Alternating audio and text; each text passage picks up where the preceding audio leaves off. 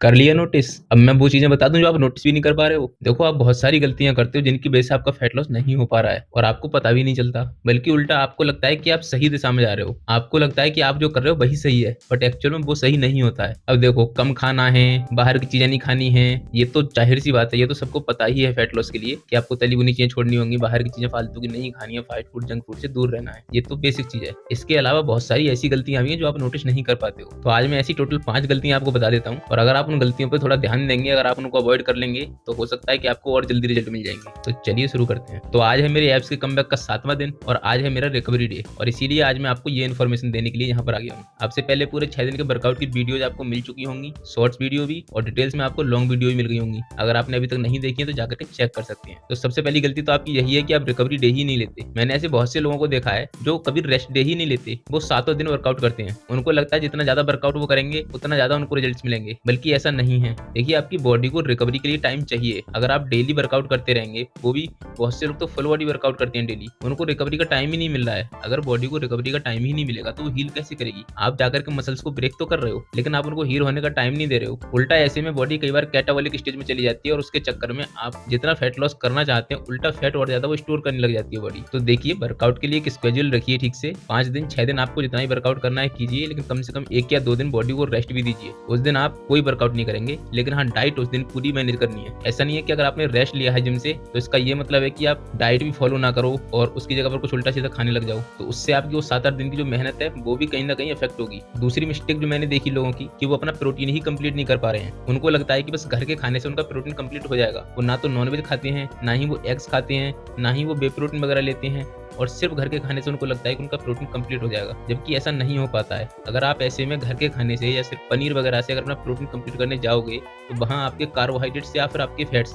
बहुत ज़्यादा बढ़ जाएंगे, जिसकी वजह से आप प्रोटीन अगर कंप्लीट कर लोगे तो आपकी कैलोरीज एक्स्ट्रा बढ़ जाएंगी, जिनकी वजह से आपका फैट लॉस नहीं होगा बल्कि उल्टा फैट बढ़ेगा। और अगर आप प्रोटीन ही कंप्लीट नहीं कर पाओगे तो भी आपकी बॉडी उतनी जल्दी रिकवर नहीं हो पाएगी और आपका फैट लॉस की जगह उल्टा वेट गेन होने लग जाएगा। तो अगर आप एक नॉर्मल पर्सन है, आप वर्कआउट वगैरह नहीं भी करते हैं, तब भी आपको 0.8 ग्राम पर केजी बॉडी वेट के अकॉर्डिंग आपको प्रोटीन चाहिए होता है। लेकिन अगर आप वर्कआउट करते हैं और ऐसे में आपका गोल भी फैट लॉस है, तब आपको प्रोटीन और ज़्यादा चाहिए होता है। तब उस वक्त आप 1.5 ग्राम से 2 ग्राम पर केजी बॉडी वेट के अकॉर्डिंग भी प्रोटीन ले सकते हैं और तब जाके आपको और जल्दी और अच्छे रिजल्ट्स मिलेंगे। पर अगर प्रोटीन जरूरी है तो ये भी मत सोच लेना कि सिर्फ प्रोटीन ही प्रोटीन खाने लग जाओ। तो बहुत ज़्यादा प्रोटीन भी नहीं लेना है, लेकिन एक जो क्वांटिटी है, जो रिक्वायर्ड क्वांटिटी है, वो आपको कंप्लीट करनी पड़ेगी। अगर आप नॉनवेज से कर सकते हैं तो नॉनवेज से कीजिए। अगर आप बे प्रोटीन लेना चाहते हैं तो बे प्रोटीन लीजिए, आपको जैसे ठीक लगे। कुल मिलाकर के आपका प्रोटीन डेली का कंप्लीट होना चाहिए। पर ऐसा कोई रूल नहीं है कि आपको वर्कआउट के तुरंत बाद ही प्रोटीन लेना है या मॉर्निंग में लेना है या नाइट में लेना है, कुछ भी नहीं है। आपका जो दिन भर की जो डाइट है उसमें टोटल कहीं भी आप प्रोटीन ले सकते हैं और पूरे दिन जो रिक्वायरमेंट है प्रोटीन की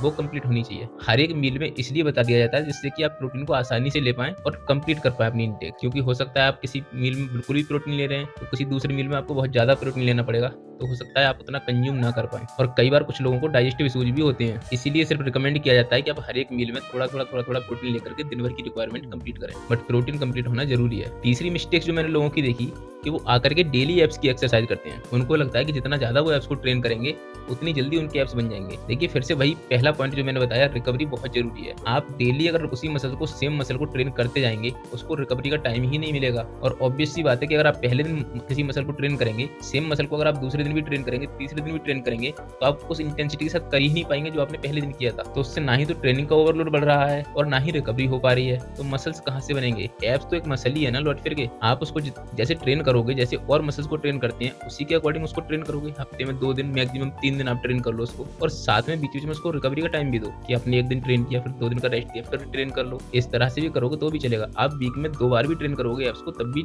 एप्स ट्रेन हो जाएंगे और एप्स आपके बन जाएंगे। लेकिन एप्स आपके सो तब होंगे जब आपकी बॉडी से फैट कम होगा। तो पहले अपने एप्स के ऊपर लगी हुई जो फैट की लेयर है, उस लेयर को हटाने पर ध्यान दो। और उसके लिए वही है कि आप वेट ट्रेनिंग कीजिए, कार्डियो कीजिए ठीक ठाक, अच्छी डाइट लीजिए। अच्छी डाइट का मतलब है थोड़ी प्रोटीन अच्छा खासा होना चाहिए, रिक्वायर्ड प्रोटीन पूरा होना चाहिए, और जंक फूड, फास्ट फूड को अवॉइड करना है, वो तो खैर आपको पता ही है। चौथी मिस्टेक जो मैंने देखी कि आपके पास कोई प्रॉपर प्लानिंग ही नहीं है। आपको बस इतना पता है कि मेरा फ़ोकस है कि मेरे को पेट कम करना है, एब्स चाहिए बस, कटिंग करनी है, हाँ ठीक है, लेकिन कैसे करनी है कुछ नहीं पता। आप आते हो, आकर के आपको यही नहीं पता कि आपको वर्कआउट करना कौन-सा है। बस आकर के आपको दिखा कि हाँ ठीक है, एब्स की मशीन है, एब्स लगा लिए, 1-2 मशीन और कुछ दिख गई जो पसंद आती है वो लगा ली। अगर आपकी प्रॉपर प्लानिंग ही नहीं है, आपको ये नहीं पता आप कौन से मसल्स को कितनी बार ट्रेन कर रहे हो, कितनी इंटेंसिटी पर कर रहे हो, कितने रैप रेंज लगा रहे हो, या वेट आप अपने अकॉर्डिंग लगा रहे हो या सिर्फ दूसरे को देख करके लगा रहे हो, तो आप कैसे अपनी बॉडी को स्टिमुलेट कर पाओगे? आप उसको कोई रीजन ही नहीं दोगे ग्रो होने का या फैट लॉस करने का। तो इन चीज़ों को थोड़ा-सा सीरियसली लो। आपको जिम में आने से पहले ये पता होना चाहिए कि आपको जाकर के किस चीज़ का वर्कआउट करना है, और ये चीज़ कोई बहुत बड़ी रॉकेट साइंस नहीं है, आप कहीं से भी देख सकते हो। इवन मैंने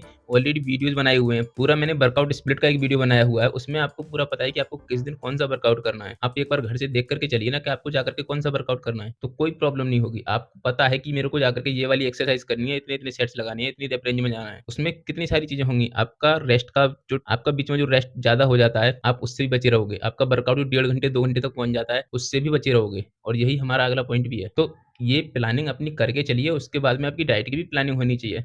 आपको पता होना चाहिए कि मेरे को अगले मील में क्या लेना है। ऐसा नहीं है कि आपने अभी चलो घर का खाना कुछ बना हुआ है, खा लिया, उसके बाद आपको पता ही नहीं है कि नेक्स्ट मील मेरे को क्या लेना है। फिर टाइम होने वाला है और आपको पता ही नहीं है कि क्या करना है, फिर या तो वो मील स्किप ही हो जाएगा। ऐसे में अगर आपको ये लगता है कि मील ही स्किप कर दो, उससे फैट लॉस होगा, तो वो भी नहीं है। उससे सिर्फ आपका मेटाबॉलिज्म स्लो होगा, तो मील स्किप भी नहीं करना है। फिलहाल के लिए इतना समझ लो कि प्रॉपर प्लानिंग आपकी वर्कआउट की, डाइट की होनी चाहिए, पहले से आपको पता होना चाहिए। इसके बाद 5वीं मिस्टेक जो मैंने मोस्टली देखी है कि बहुत ज़्यादा लंबे टाइम तक वर्कआउट करते हैं। 1.5 घंटे, 2 घंटे, कुछ-कुछ लोगों को मैंने ढाई-ढाई घंटे तक देखा है वर्कआउट करते हुए। उनको लगता है जितना ज़्यादा वर्कआउट करेंगे, उतने ज़्यादा उनको रिजल्ट्स मिलेंगे। फिर से वही बात, आपकी बॉडी की भी एक लिमिट होती है। अगर आप इतना टाइम लगा रहे हो और आप कोई प्रो लेवल के पावर लिफ्टर या बॉडी बिल्डर नहीं हो, फिर भी आपको इतना टाइम लग रहा है, तो इसका मतलब कहीं न कहीं आप या तो रेस्ट पीरियड ज़्यादा ले रहे हैं, एक्सरसाइज के बीच में 3-3 4-4 मिनट का रेस्ट ले रहे हैं, कुछ भी कर रहे हो, चाहे बातें कर रहे हो, फ़ोन यूज़ कर रहे हो, लेकिन आप बीच में रेस्ट पीरियड ज़्यादा हो रहा है। या फिर हो सकता है कि आप वेट कम ले रहे हो, आप उस इंटेंसिटी से ही वेट वर्कआउट नहीं कर रहे हो जो आपको ज़रूरत है। आप हल्के-हल्के सेट्स मार ले रहे हो और उसके बाद में बॉडी थक नहीं रही है, तो आप नेक्स्ट एक्सरसाइज कुछ ना कुछ करते जा रहे हो। एक-एक छोटे-छोटे मसल की, बाइसेप, ट्राइसेप की 6-6 एक्सरसाइज, 7-7 एक्सरसाइज लोग कर लेते हैं। हफ्ते भर में भी इतनी एक्सरसाइज की ज़रूरत नहीं पड़ती है बाइसेप, ट्राइसेप्स के लिए। तो इन चीज़ों को थोड़ा-सा देखो। आपके लिए जैसा मैंने पहले ही बताया है, कोई भी मसल हो, 14 से लेकर के 22 सेट्स के बीच में किसी भी मसल्स को इतने सेट्स इनफ होते हैं, पूरे हफ्ते में।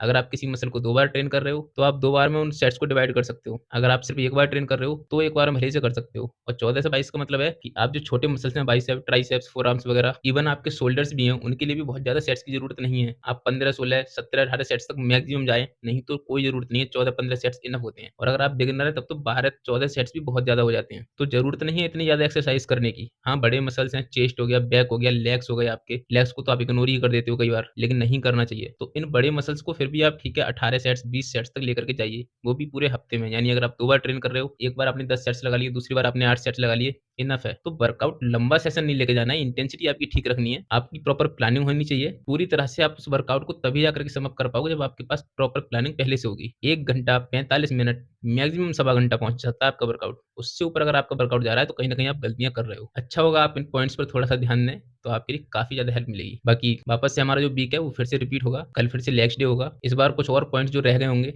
उनको मैं एक्सप्लेन करूँगा। तो डिटेल्स वीडियो आप ज़रूर देख लें, उसमें आपको अच्छे से डिटेल्स मिल जाती हैं सारी, कुछ नए-नए टिप्स भी मिल जाते हैं। बाकी कोई और क्वेश्चन वगैरह है, तो मेरे को कमेंट सेक्शन में बता दीजिए। फिलहाल के लिए मैं यहीं पे सम अप करता हूँ इस वीडियो को, और जो भी कुछ और टेक्निक्स होंगी, मैं अगली वीडियोज़ में लेकर के आ जाऊँगा। मिलता हूँ आपसे कल के रूटीन के साथ। जय हिंद।